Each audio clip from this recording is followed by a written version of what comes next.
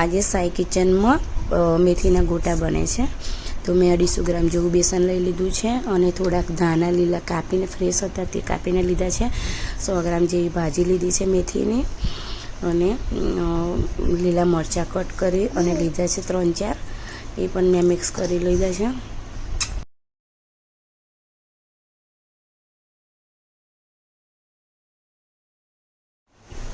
મીઠું સ્વાદ અનુસાર લઈ લીધું છે મેં. તમે તમારા સ્વાદ અકોર્ડિંગ તમે નાખી શકો છો. 2 ચમચી જેવી મેં મોટી ખાંડ લીધી છે.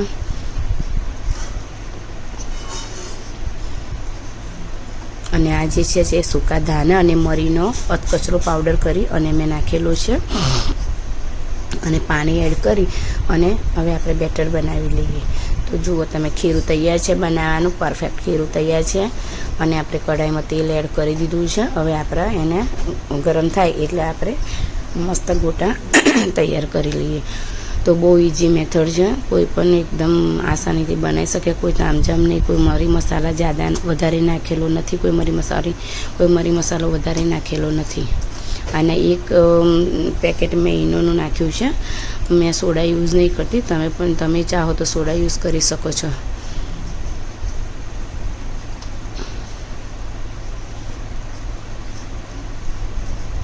અને એને મિક્સ કરી લઈએ આપણે હવે.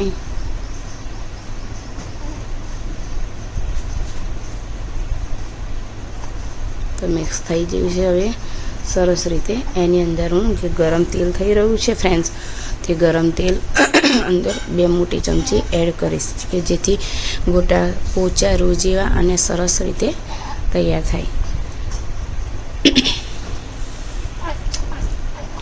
તો હવે આપણે ગોટા તરવા ચાલુ કર્યું છે. તો તમે જોઈ શકો છો કે મેં ગોટા મૂકવા મળ્યા છે કઢાઈની અંદર.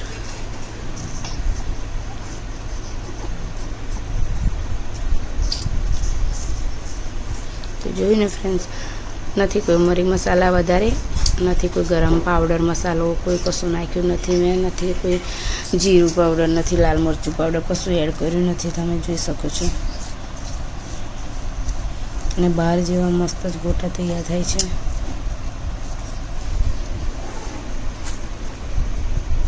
તો આપણા ગોટા તરાઈને તૈયાર છે. બાજુમાં ચા પણ તૈયાર છે. સોરી ફ્રેન્ડ, ગળું ખરાબ છે એટલા માટે પ્રોબ્લેમ થઈ રહેલો છે.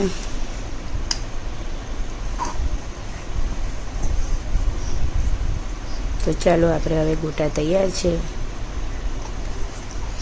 ગોટા અને ચા સર્વ કરીશું. તો જોઈને ફ્રેન્ડ્સ કેટલા ઇઝી બન્યા છે. તો તમે પણ બનાવશો અને મારી રેસીપી કેવી લાગી તે કમેન્ટ બોક્સમાં લખીને જરૂર જણાવશો. બાય.